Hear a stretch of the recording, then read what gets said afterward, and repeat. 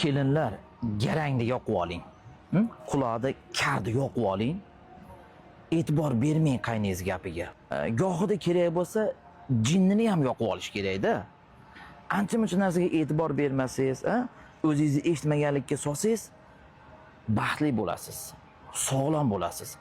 Agar qulog'ingizni ding quloq qilib, hamma narsaga e'tibor berib, meni gapirishyapti, u deshyapti, bu deshyapti deyaveradigan bo'lsangiz, kasal bo'lasiz. Oilangiz buzilib ketadi.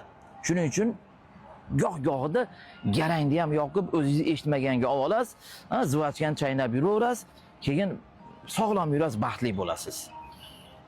Qaynonalar sizlar ko'rni yoqinglar. Qaynonalar ko'rni yoqib turinglar. Ya'ni kelinlarda ancha-muncha ishlarini ko'rmaganga solib turinglar o'zingizlarni. Ko'zinglar yumib turinglar, o'zingiz sog'lom bo'lasiz. Keliningiz ham, siz ham baxtli bo'lasiz.